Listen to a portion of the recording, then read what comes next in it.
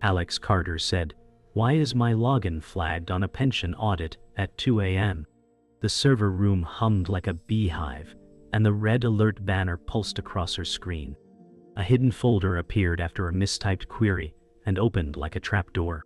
She found spreadsheets labeled Relief Fund, but the numbers bled into private accounts. Alex said, "No, this can't be right," as she traced transfers to an entity with their boss initials. A chat window popped up and vanished, as if the system breathed. Her mouse froze, then unlocked, as if someone watched her hand through the glass. A batch job cued a purge, and timers winked down like fuses.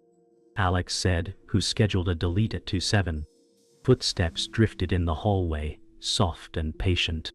She killed the process and printed 3 pages that jutted out like confession slips. Badges beeped beyond the door, then silence fell like a held breath. Alex said, "If this touches pensions, people lose decades." A ghosted email thread surfaced with her name in the subject line. The final line read, "Keep her close, she can take the fall." Alex said, "They planned the fire and picked the smoke." The office smelled of ozone and fear as Alex slipped the envelope under her blazer. She passed rows of sleeping monitors that felt like blank faces. Alex said, "Why am I on their scapegoat list?" A cleaning cart squeaked, then stopped as if it too listened. She ducked into a stairwell where concrete swallowed sound. A text from Jenna flashed, "You still at the office?" Alex said, "Not safe to answer here." She scrolled back to an earlier warning she ignored, a calendar invite she never received. Had changed her permissions at midnight, a quiet amputation. Alex said, "They closed the door before I knew there was a room." She felt the building tilt toward the people who kept their eyes down. Her phone vibrated with a blocked number call that she killed with a thumb. The stairwell lights hummed like distant bees. Alex said, "If I leave now, I still have a choice." The envelope crinkled like a heartbeat pressed against bone. The stairwell door sighed as Alex stepped into a dim garage that smelled of wet concrete. Her footsteps echoed like a metronome of panic. Alex said, "Drive, copy, breathe." Her car key fob blinked, and a camera panned on a pole. She popped the trunk and slid the envelope under a spare tire. Alex said, "Not perfect but safer than my desk." A black sedan idled 2 aisles away, condensation ghosting its windows. She lifted her phone to photograph the purge timer she canceled. The photo app froze, then worked as if daring her to trust it again. Alex said, "They see the network, not the parking lot." Headlights arced across pillars and vanished. She felt the instinct to run, then forced a calm walk. Alex said, "If I look guilty, I become their story." A drip echoed with the steadiness of a clock counting a narrow future. On the drive home, the wipers kept time with the road's secrets. Alex said, "People's pensions are not numbers on a board." She replayed the email line about keeping her close like a thorn. A billboard for the company's ethics campaign flashed past like a bad joke. She dictated a voice note describing file names and timestamps. Alex said, "If they erase, I still remember." A voicemail from HR waited, polite and sharp. Clouds peeled back and the moon skated over glass towers. She pictured Martin's smile, all charm and varnish. Alex said, "You knew they trusted the brand more than Matt." Traffic lights pooled on wet asphalt like melted gems. She slowed at a yellow hands steady, eyes scanning mirrors. Alex said, "If I am a chess piece, I can still cross the board." The city thinned, and the car's cabin felt like a confession booth. Alex entered her apartment and set the keys down with surgical care. The quiet pressed in, benevolent and heavy. Alex said, "Document, duplicate, disappear for a day." She opened her laptop and backed up the photos and notes to a private drive. A second copy went to an encrypted thumb drive on her wrist keychain. Alex said, "Insurance for the truth." A message from an unknown reporter sat unread from earlier that week. She hovered, then closed the window, not yet ready for witnesses. The printer at home hummed and fed out a clean set of summaries. Alex said, "Paper does not crash. She labeled a folder with a bland name and hid it behind cookbooks. The refrigerator motor throbbed like a slow drum. Alex said, "Tomorrow, I look normal." Sleep would not come, but resolve did, quiet and exact. Morning crawled in, and the kettle hissed like a warning.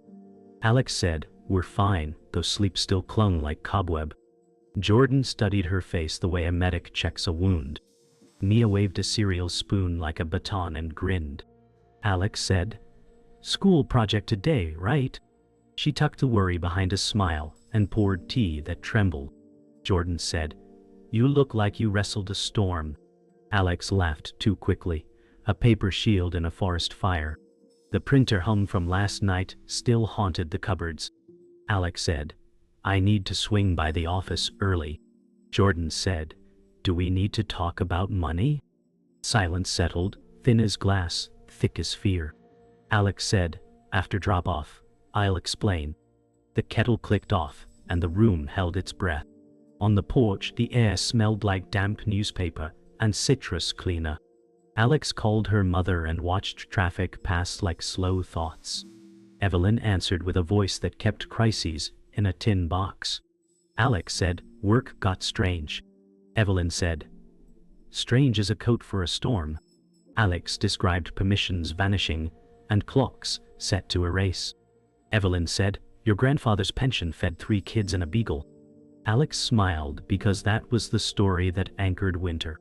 She stared at the mailbox like it might bite. Alex said, "If I push this, it could swallow us." Evelyn paused, then said, "Dignity pays slow, but it pays." Alex swallowed the shake in her breath and said, "I needed to hear that." A siren somewhere faded like a lesson. The school drop-off lane pulsed with horns and hope. Nia handed over a crumpled permission slip like treasure. Alex said, "You'll do great," and tucked a stray curl behind an ear. A security guard waved cars with a lighthouse arm. Jordan squeezed Alex's shoulder, the quick courage of ordinary love. Alex said, "I might be late tonight." Nia said, "I'll save you a cookie from class." The promise landed like soft armor. Jordan said, "Call if the sky changes." Alex nodded and tried not to look like someone with matches. The bell rang bright as a penny, and children poured like confetti. Alex said, "Go make them clap," and Mia sprinted a comet in sneakers. At the dining table, Alex opened a notebook that smelled like new rain. She wrote file names as if they were prayers. Alex said, "If they erase, I will remember the shape." She sketched arrows between accounts the way a medic maps veins. A photo of her father in a Union jacket watched from the wall. Alex said, "You taught me that promises are paychecks." She listed 3 people whose pensions would shrink first. The house creaked like it knew about secrets. Alex said, "I didn't choose a crusade, it found me." The page filled with tidy lines that felt like rails. She capped the pen and pressed her palm flat, claiming ground. Alex said, "I am terrified, and I am not moving." Evening wrapped the apartment in amber thread. Jordan set 2 plates and waited like a question mark. Alex said, "I found transfers tied to the boss." Silence sat down with them and asked for salt. Jordan said, "Do we go to legal or the press?" Alex felt the word press like a cliff edge. She described the purge timer and the email with her name. Jordan said, "If they frame you, we fight loud." Alex said, "If I speak, we may lose comfort." Jordan reached across, steady as a metronome. Alex said, "Then, let's trade comfort for daylight." The room exhaled, and the city hummed its answer. The office smelled like dry toner and caution tape. "Oh," Alex said, "badges don't lie," as hers beeped a hesitant green. Monitors woke like witnesses forced from sleep. Jenna looked up, then down, a door closing without a sound. Alex said, "Stand-ups move to 9? A calendar ping showed a meeting she was not in. Laughter leaked from a glass room where she once sat. Martin paced inside, polished calm, a lighthouse for the wrong ships. Alex said, "I'll catch notes," and opened a blank page that felt like ice. A message appeared. See me after, unsigned, threaded with politeness like wire. The air thinned until every breath needed permission. Ours conference room gleamed like a dentist's smile.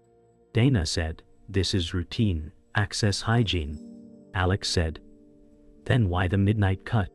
Dana slid a policy printout like a placemat. The clock ticked in neat corporate syllables. Martin joined by video, square and benevolent. Martin said, "We value your diligence." Alex said, "Someone scheduled a purge." The silence was the length of a falling coin. Dana said, "Let's avoid charged terms." Martin smiled with velvet gravity. Alex said, "I'll avoid fires if you stop lighting them." In records, the shred bins yawned like hungry mouths. Alex said, "Chain of custody first," and snapped photos of barcodes. Omar said, "You didn't hear this from me," and tapped a bin dated last night. Older corner peaked like a trapped wing. Alex said, "Do not touch," and logged the seal numbers.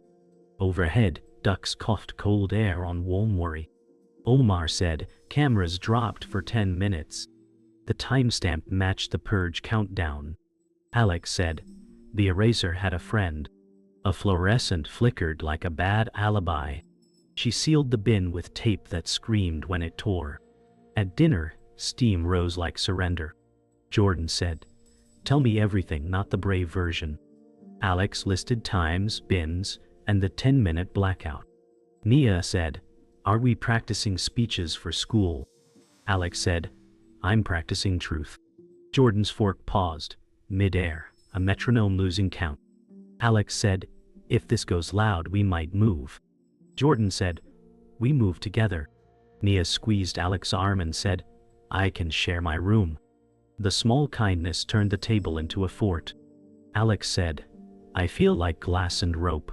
Jordan said, "You are steel with breath." The cafeteria buzzed like a hive that forgot its queen. Jenna said, "You didn't hear this," and slid a sticky note under a napkin. It listed meeting codes for a finance subcommittee. Alex said, "Why me?" Jenna's eyes flicked toward the elevator. Martin entered with a donor's smile and a soldier's stride. Conversations folded into quiet like birds at dusk. Alex said, "They think I want climb." The audit portal showed logs rewritten at dawn. Jenna said, "I can't be seen with you." Alex said, "You already were." The note warmed in her palm like a fuse. Rain stitched the alley as Jenna arrived late, breath fogging like secrets. Alex said, "You sure about this?" Jenna held a flash drive like it might bite. She said, "Minutes from the subcommittee, uncut." A delivery truck idled, drowning soft truths. Alex said, "Why meet off campus?" Jenna looked past her to shadows that did not move. She said, "Phone's here too much lately." Alex felt the note from lunch warming her palm. She said, "After this, I loop legal." Jenna's smile frayed, then vanished like steam. She said, "Just verify the hashes before you run." In the finance subcommittee room, air smelled of glass and litigation. Dana said, "We appreciate your initiative." Martin's smile hung like a chandelier over a trapdoor. Alex said, "These minutes contradict ledger entries." The screen blinked, and the files loaded wrong. Dana said, "Your credentials embedded these edits." Alex felt the floor tilt as timestamps accused her name. Martin said, "We all make mistakes under pressure." Alex said, "I didn't touch those fields." The projector hummed like a jury. Dana said, "We need your laptop for integrity review." The elevator sealed them in with mirrored doubt. Martin said, "You've been invaluable, Alex." She said, "You forged my trail." He chuckled like velvet over ice. Martin said, "A story needs a villain." Alex said, "You pick the one who cares." He leaned closer, cologne like polished lies. Martin said, "Your friend provided helpful context." Alex felt Jenna's name clang like a dropped tool. She said, "She gave you my notes." He said, "She gave me your cadence." The bell chimed as if absolving no one. In a diner that smelled of coffee and choices, Riley said, "Walk me through the scheme." Alex pushed a napkin diagram between salt and fate. She said, "Transfers leapfrog through a shell, then vanish." Riley tapped the forged metadata like bruises. Riley said, "Someone is painting your fingerprints." Alex said, "I kept offline notes and printed hashes." Riley's pen raced, a metronome of belief and ambition. Riley said, "If we run this, they scorch Earth." Alex said, "They already lit the match." The neon buzzed, patient as news. Home smelled like raincoats and doubt. Jordan said, "They called me at work." Alex said, "What did they offer?" He said, "A severance if you resign quietly." Silence unpacked a suitcase of warnings. Alex said, "That's hush money for theft." Her phone buzzed with a message from Jenna. Jenna wrote, "I'm sorry, they have everything." Alex said, "They don't have my prints in my pocket notes." Jordan said, "Then we pick our battlefield." She nodded and felt fear hitch a ride with resolve. The night held its breath for the turn. The hearing room breathed like a slow animal as microphones blinked awake. Alex said, "My notes reflect hashes printed before access changed." Dana said, "You appear to have altered records." Alex felt the room tilt toward spectacle. Riley said, "We can corroborate her timeline with telecom logs." Martin smiled as if blessing a rainstorm he ordered. Alex said, "Transfers routed through a shell named Halcyon Tilt." A seal on the wall stared with patient judgment. Alex said, "Pension withholdings funded that loop, then vanished." Dana said, "Where is your original laptop?" Alex placed the drive on Velvet Truth. Alex said, "Offline backups, air-gapped notarized last month." The stenographer's keys clattered like distant hail. Security brought a box like a verdict, and Dana slid out Alex's work laptop. Dana said, "Chain of custody shows your login at 2:06 a.m. Alex said, "A purge timer was already queued by a service account." Martin said, "We don't use that term here." Riley said, "But the code does." Alex laid printed hashes on the table like bread in a famine. Dana said, "We will verify these." Alex said, "They match my offline records and telecom marks." The projector threw a ledger across pale walls. Alex said, "These jumps create losses that look like rounding." Martin said, "Auditors approved." Alex replied, "Your auditor is your golfing partner." The air cracked with pencils breaking. By noon, Riley's story detonated across feeds like noon sirens. Riley said, "We have multiple sources and timestamp parity." Alex watched comments climb like ivy and thorns. Evelyn said, "Your voice sounds like your father's spine." Jordan said, "If they swing, we swing back with records." Alex said, "Mia gets picked up by my mother today." The company posted a statement that felt woven from fog. Martin said, "We categorically deny all allegations." Alex said, "Numbers refuse denial." Donors paused their applause in public. Pensioners called the hotline with voices like gravel and hope. Alex pressed her palm to the table and chose breath over fear. In the lobby, cameras bloomed like sudden flowers. Martin said, "You're hurting good people." Alex said, "You stole from them." Security hovered like commas waiting to cut. Dana said, "We advise you to cease public commentary." Riley said, "On the record, please." Martin's smile thinned into weather. Alex said, "Return what you took, then ask me to be quiet." A pensioner in a windbreaker whispered thanks like a prayer. Alex said, "I'm speaking for those whose checks arrived light." Martin said, "You'll regret that." Alex answered, "Only if it isn't true." The doors sighed open to a brighter day. The emergency injunction hearing moved like thunder with a gavel. Alex said, "Freeze the accounts tied to Halcyon Tilt." Counsel objected, but the judge lifted a palm like a dam. Alex said, "I can trace 3 loops since quarter close." Dana said, "Speculation." Alex replied, "Ledger math is not superstition." Riley texted, "Press lines around the block." Martin said, "This is theater." Alex said, "It's triage." The judge asked for a clean chain of custody. Alex said, "Documented, notarized, mirrored, offline." The clock over the bench reached for the hour like a held breath. The judge said, "Freeze granted." The room exhaled like a lung finding itself. Morning arrived like a verdict wrapped in quiet. Alex said, "The freeze held, but the phone won't stop." Jordan brewed coffee that smelled like a lifeline. Evelyn said, "I'll take Mia today and bake calm into cookies." Alex opened her inbox and watched threats pose as questions. Riley said, "They're spinning you as disgruntled." Alex said, "They can't spin ledger math." A voicemail from Dana offered compliance training like a bandage on a fracture. Jordan said, "They want you back in the box." Alex said, "I can't fit there anymore." A message from a pensioner read like rain after drought. Alex breathed, counted to 5, and chose the next hard call. At the office, Alex found her desk boxed like a memory.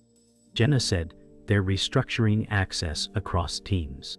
Alex said, "Restructuring is a polite mask." Omar nodded from security with an apology in his eyes. Martin passed, immaculate, as if storms wore his suit. Martin said, "You're welcome to reapply when dust settles." Alex said, "Dust is what you left where pensions should be." Jenna whispered that her own review had sharpened. Alex said, "They punish witnesses first." Actor emailed a meeting labeled "Supportive Realignment." Alex said, translation, "Soften, fold, vanish." The elevator doors closed on the hush. The regulator's annex smelled like dust and inked promises. Dana said, "We accept the freeze but not your conclusions." Alex said, "Then follow the money without fear." Riley said 2 sources confirmed the shell's owners. A junior analyst traced loops with a pencil like a compass. Alex said, "The timestamps map to camera outages." Dana said, "Coincidence is not conspiracy." Alex said, "Coincidence doesn't sign checks." The deputy director asked for clean copies and custody logs. Riley said, "Press will run an update at 4. Alex sealed envelopes that weighed more than paper. The deputy said, "Proceed. We'll request warrants." Home turned into a staging area of cardboard and courage. Jordan said, "The lease renewal jumped by a cliff." Alex said, "We can downsize and keep the lights honest." Mia asked if schools had different recess rules. Alex said, "Rules don't change the sun." Evelyn folded towels like truce flags. Alex said, "If I blink, they win the edit." Jordan said, "Blink, then look harder." Boxes labeled kitchen and hope stacked like small fortresses. Mia taped a star to one and called it lucky. Alex said, "We move forward, not away." The hallway echoed with a new beginning. The email arrived at dawn with a subject that trembled. Alex said, "Partial restoration approved for affected accounts." A pensioner wrote that medicine could be bought this month. Riley said, "Statement drops in 20, you get the last paragraph." Alex said, "Make it about them, not me." Dana issued a measured note about ongoing reviews. Martin's profile went quiet, except for a quote about resilience. Jordan said, "We lost comfort and kept our names." Alex said, "Costs count, but so does the ledger of dignity." The city stretched, yawning into possibility. Alex saved the email in 3 places and let herself breathe. Morning headlines rang like church bells and sirens at once. Alex said, "Partial fixes aren't justice." Riley said, "Your records forced daylight." Jordan said, "We can carry the lean months." Evelyn said, "Pride is bred when money is thin." Mia asked if heroes still do chores. Alex said, "Especially heroes." The regulator requested custody for the last envelope. Alex said, "No secrets left in my pockets." A neighbor slid a note under the door that read, "Thank you." Alex said, "This isn't fame, it's duty." She packed a final box and labeled it Ordinary Life. The apartment felt smaller and somehow truer. At the park, Wind combed the grass like a careful parent. Riley said, "The AG wants interviews under oath." Alex said, "Then I'll repeat the math." Martin's name trended downward like a sinking buoy. Dana said, "We will cooperate consistent with law." Alex said, "Consistency begins with refunds." Jordan watched Mia launch a kite that learned the sky. Mia said, "It flies better when I stop yanking." Alex said, "So do truths." Riley said, "You'll get offers to speak for money." Alex said, "I'll speak for pensions." The kite held steady against a pale sun, patient and bright. The company town hall streamed from a glossy stage. Martin said, "We've endured a challenging narrative." Alex said, "Numbers don't narrate, they verify." A slide promised modernization like a shiny lock. Dana said, "We are committing to transparency." Riley messaged that refunds cleared the first wave. "I'll want to wine crew." Alex said, "Good, now rebuild the trust you borrowed." Jenna sent a quiet apology that dragged a long shadow. Alex said, "Heal by telling the whole scar." Donors paused their smiles and asked harder questions. Jordan said, "They can change or cave." Alex chose not to watch the applause. She chose to call another pensioner back. At the Union Hall, the air tasted like coffee and resolve. A retiree said, "My check arrived full this time." Alex said, "That's the win that matters." Evelyn said, "Your grandfather would have clapped loud." Riley said, "The AG opens a criminal probe." Alex said, "Accountability is a long road, but paved." Jordan said, "We once sprint out of breath." Mia drew a lighthouse and wrote, "For people who steer in storms." Alex said, "I needed that." Applause rose without spectacle, just gratitude. The hall's old wood held their voices like a promise. Alex let relief sit beside vigilance. Night returned with the hush of a curtain. Alex typed a resignation letter that fit like a clean scar. Alex said, "I resign to protect the truth I served." She slid the letter into an envelope that did not shake. Jordan said, "Proud of your spine." Alex said, "Proud of our roof." The phone rang from an unknown number and kept ringing. Alex said, "Not tonight." She turned off the lamp and let the city be the only light. Evelyn texted, "It was worth it." Alex said, "It was worth it," and the room agreed. The quiet held, bright as a lighthouse with no storm.